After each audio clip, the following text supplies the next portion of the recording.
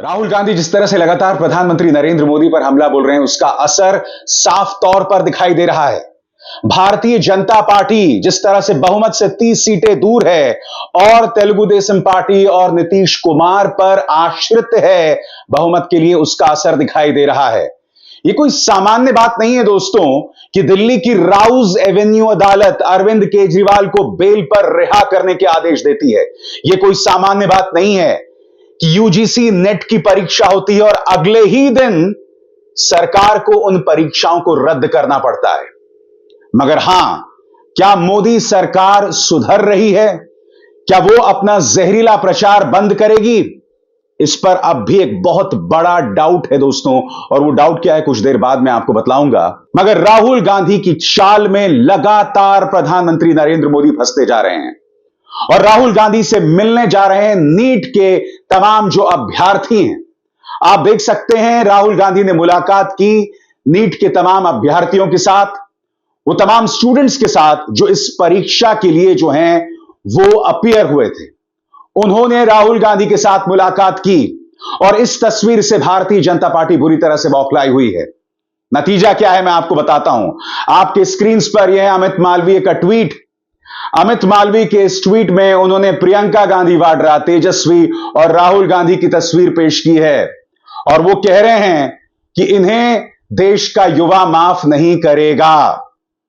कहीं ना कहीं नीट में जो पेपर लीक हुआ है, अमित मालवीय इसका ठीकरा राहुल, प्रियंका और तेजस्वी पर फोड़ रहे हैं। मैं आपसे एक सवाल पूछना चाहता हूं दोस्तों, अगर यह सच होता तो क्या नीट के अभ्यर्थी और नीट के स्टूडेंट्स राहुल गांधी से मिलने जाते? राहुल गांधी ने साफ तौर पर कहा है कि जो मॉडल हमने मध्य प्रदेश में व्यापम के जरिए देखा था, वही अब पूरे देश में लागू किया जा रहा है। जी हां, जिस तरह से मध्य प्रदेश में 40 लोगों की जानें गई थी, व्यापम घोटाले में हत्याएं हुई थी रहस्यमय तरीके से, वही मॉडल अब देश में लागू किया जा रहा है। इसलिए नीट के पेपर भी लीक होते हैं और उसी तरह से यूजीसी नेट के पेपर भी लीक होते हैं और परीक्षा को रद्द करना पड़ता है। सुनिए राहुल ने क्या कहा। पूरा देश जानता है, युवाओं आप सब जानते हो कि इसका पहले एपिसेंटर मध्य प्रदेश हुआ करता था। वहां पे 40-50 लोगों की हत्या हुई थी, ये तब शुरू हुआ था। आप जानते हो कि गुजरात में, उत्तर प्रदेश में और मध्य प्रदेश में इन चीजों का एपिसेंटर है। और आप ये भी जानते हो कि बीजेपी के लोग कहते हैं कि हमारी लेबोरेटरी मध्य प्रदेश और गुजरात है। तो लेबोरेटरी से यह काम शुरू हुआ है और अब यह काम देश में फैल रहा है और आपका इससे नुकसान हो रहा है। जब तक यह रिवर्स नहीं किया जाएगा, जब तक हिंदुस्तान के इंस्टीट्यूशंस इनके हाथों से नहीं छीने जाएंगे और इफेक्टिव, ऑनेस्ट, इम्पार्शियल लोगों के हाथ में नहीं जाएंगे, तब तक यह होता रहेगा। और मैं आपको बता रहा हूं, जब तक बीजेपी रहेगी यह बढ़ता जाएगा। राहुल गांधी के खिलाफ बौखलाहट साफ तौर पर देखी जा रही है और भारतीय जनता पार्टी ने इसकी बहुत बारीक प्लानिंग भी की है। इन्होंने अपने पालतू पत्रकारों को उतार दिया मैदान में राहुल गांधी के खिलाफ। और कैसे, मैं आपको बताता हूं। तिहाड़ जेल से पत्रकारिता का नाम रोशन करने वाला यह पत्रकार क्या कह रहा है। अगर उत्तर प्रदेश में कांग्रेस और गठबंधन ना होता तो राहुल रायबरेली में चुनाव हार सकते थे। उनकी जीत का श्रेय अखिलेश यादव को जाता है, जिन्होंने अपने वोट बैंक से लगभग 4 लाख वोट राहुल गांधी को दिलवा दिए। मैं आपसे एक सवाल पूछना चाहता हूं दोस्तों, चुनाव कब का खत्म हो गया, मगर यह व्यक्ति अब भी रायबरेली में फंसा हुआ है। चोट इतनी गहरी है दोस्तों कि 4 जून को जिसके नतीजे आ गए, इसकी चर्चा यह पत्रकार अब भी कर रहा है। यह पत्रकार इस बात को लेकर भी किलबिलाया हुआ है कि दिल्ली की राउज एवेन्यू अदालत ने अरविंद केजरीवाल को बेल दी है। उसकी चर्चा कुछ देर बाद, मगर मैं आपको बतलाना चाहता हूं कि राहुल गांधी से भाजपा इस कदर बौखलाई हुई है कि वो बहुत ही अनर्गल हमले बोल रही है, अनाप शनाप बातें कर रही है। मिलियन से सुधांशु त्रिवेदी ने कल क्या कहा प्रेस कॉन्फ्रेंस में कि कांग्रेस ने जिन गारंटियों का वादा अपने घोषणा पत्र में किया था, उसे वो पूरा क्यों नहीं कर रही। महिलाओं के साथ इतना बड़ा अत्याचार क्यों हो रहा है। दोस्तों, ये लोग पढ़े लिखे हैं ना। मैं जानता हूं कि इनके पार्टी के कई नेता हैं जिनकी डिग्रियों पर सवाल हैं, मगर कांग्रेस ने जो वादा किया था, वो वादा वो कब पूरा करती। अगर वो सत्ता में आती मगर फिर भी जनता में इस तरह के बयानात दिए जा रहे हैं और इस तरह के बयानात का प्रचार प्रसार इनका गोदी मीडिया कर रहा है बगैर सवाल किए। वहां तमाम पत्रकार बैठे हुए थे, उन्हें सुधांशु त्रिवेदी से पूछना चाहिए था कि राहुल गांधी की जो गारंटी थी या कांग्रेस की जो गारंटी थी वो तो सत्ता में आने के बाद को लेकर थी ना। सुनिए सुधांशु त्रिवेदी क्या कह रहे हैं। तो उनमें क्या वो करने जा रहे हैं या करना प्रारंभ कर दिया, उसके बारे में बताएंगे। वो हजारों माताएं और बहनें जो कि इनके उस गारंटी कार्ड के छलावे में आकर ठगी गई और उत्तर प्रदेश से लेकर कर्नाटक तक के वह चित्र दिखे, कम से कम उनके प्रति कुछ संवेदना व्यक्त करेंगे। यही नहीं, अगर राहुल गांधी ने यह कह दिया कि भाई मध्य प्रदेश और गुजरात चीटिंग के गढ़ बन गए हैं, तो इसका मतलब यह थोड़ा कि वो वहां के युवाओं को गाली दे रहे हैं। वो ये बतला रहे हैं कि इन दोनों जगहों पर भाजपा की सरकारें हैं और भाजपा की सरकारों के होते हुए यह सब हो रहा है।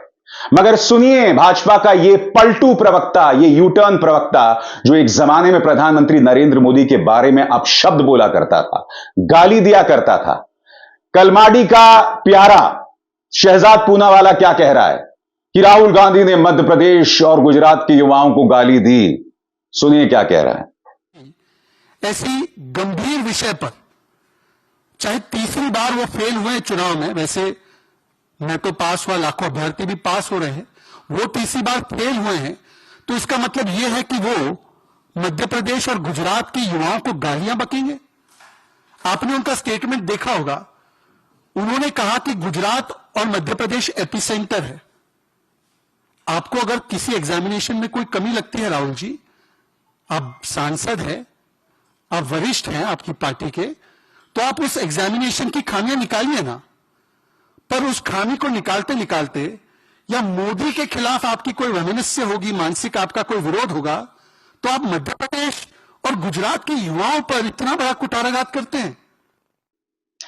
मैं फिर आपसे सवाल पूछना चाहता हूं दोस्तों, अगर राहुल गांधी ने एमपी और गुजरात के युवाओं को गाली दी होती, जो सरासर गलत है क्योंकि वो यही बतला रहे हैं कि इन दोनों राज्यों में चीटिंग करना आसान हो गया है और ये चीटिंग कुछ माफिया करा रहे हैं, वो माफिया जिन्हें भारतीय जनता पार्टी का संरक्षण हासिल है।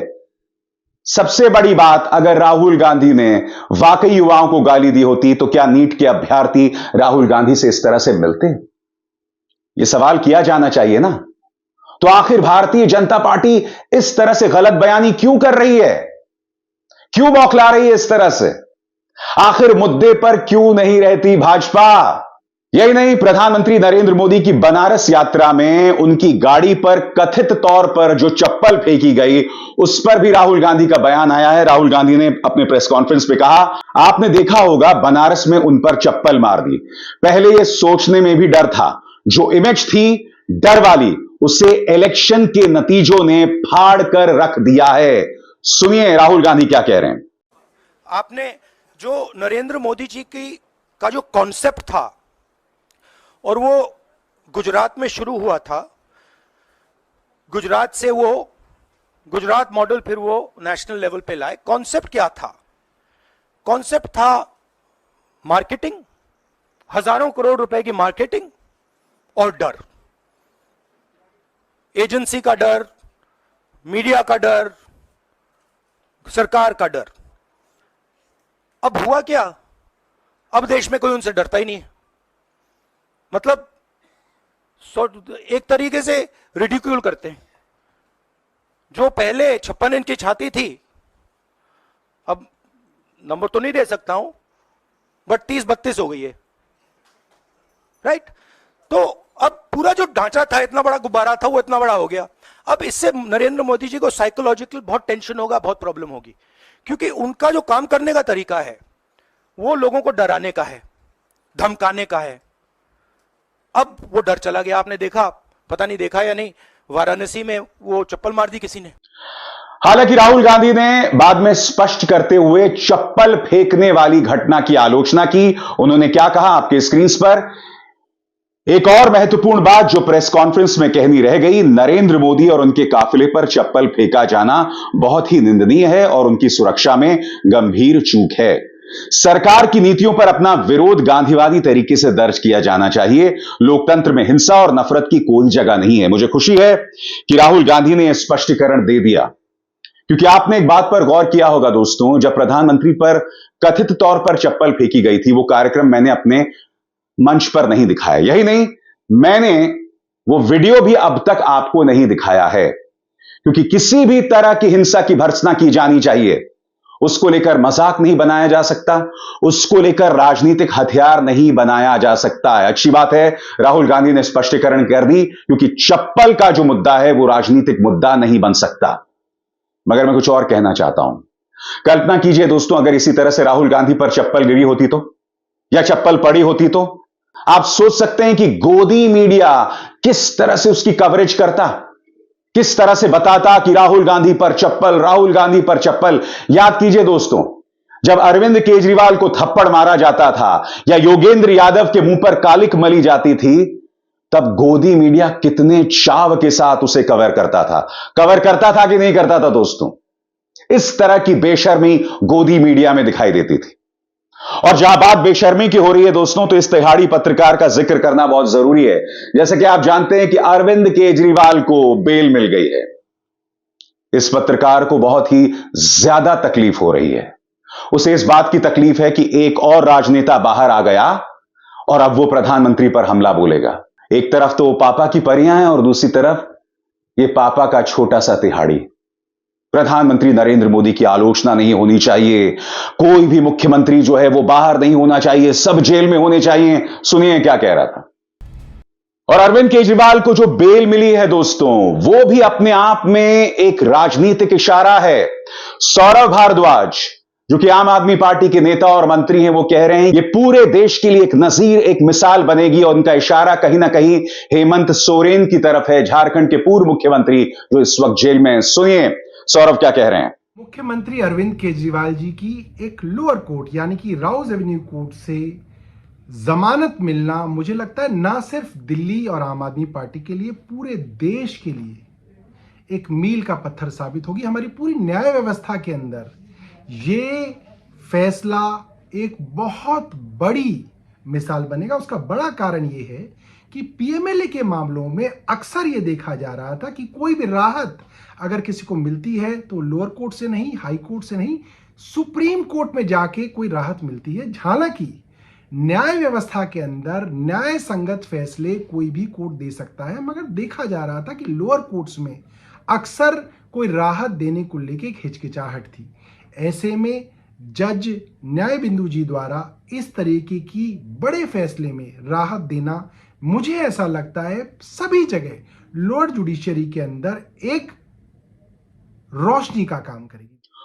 उसी तरह से संजय सिंह ने भी कहा कि झूठ, फरेब और फर्जी तथ्यों के आधार पर बनाए गए मामले में न्याय की जीत हुई है। आम आदमी पार्टी इसे न्याय की जीत बता रहा है। सुनिए क्या कह रहे हैं संजय सिंह। बहुत कुछ हो रहा है दोस्तों। केजरीवाल को बेल मिल रही है, राहुल के बनाए गए चक्रव्यूह में लगातार प्रधानमंत्री घिर रहे हैं, और सरकार के वो अहंकारी मंत्री जो ये मानने को तैयार नहीं थे कि नीट का पेपर लीक हुआ है, अब दबे सुर में कह रहे हैं कि सरकार पर विश्वास करो, सरकार पर भरोसा करो। सुनिए धर्मेंद्र प्रधान की हेकड़ी किस तरह से निकल गई है, क्या कह रहे हैं, सुनते हैं।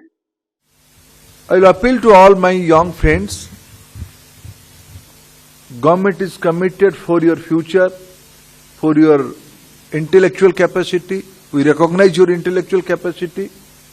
We assure you, government will always adopt a transparent practice and process to protect your interests. Have faith on government, have faith on system. Nothing wrong can be tolerated by government.